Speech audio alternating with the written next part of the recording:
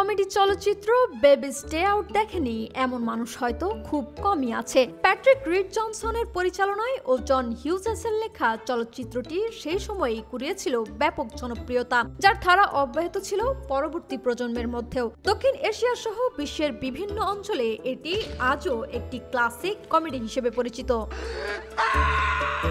চলচ্চিত্রের মূল কাহিনী আবর্তিত হয়েছে পেনিংটন অস্টিন বিং কটওয়েল চতুর্থ নামে এক 9 মাস বয়সী শিশুকে ঘিরে, যার দুষ্টু মিষ্টি খুনসুটি আর মন ভোলানো হাসিতে মুগ্ধ হয়েছেন প্রতিটি দর্শক। তবে জানলে অবাক হবেন যে পর্দায় দেখা এই বিং চরিত্রে একজন নয়, বরং অভিনয় করেছেন দুই যমজ ভাই, জ্যাকব জোসেফ ও অ্যাডাম রবার্ট ওর্টন।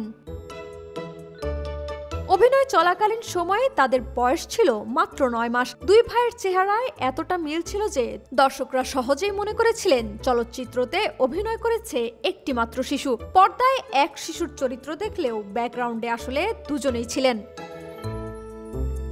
সিনেমার কাহিনীতে দেখা যায় শিকাগোতে শহরতলির এক ধনী পরিবারের সন্তান বিংকে অপহরণ করার পরিকল্পনা করে 3 ব্যক্তি। তারা শিশুটির ছবি তোলার ভান করে বাড়িতে প্রবেশ করে এবং তাকে অপহরণ করে।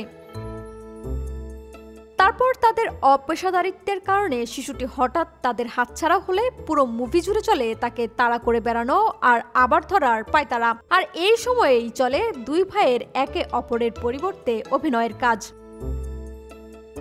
কিন্তু সময়ের সাথে তাল মিলিয়ে আজ এত বছর পর তারা বেড়ে ওঠার সঙ্গে সঙ্গে স্পষ্ট হয়ে উঠেছে তাদের স্বতন্ত্র ব্যক্তিত্ব ও চেহারার পার্থক্য। এখন তাই দুই ভাইকে আলাদা করা সহজ, যেমনটি বাচ্চা বয়সে সম্ভব ছিল না। এই ছোট্ট অথচ মজার তথ্যটি চলচ্চিত্র প্রেমীদের জন্য এখনো একটি চমক হিসেবে রয়ে গেছে।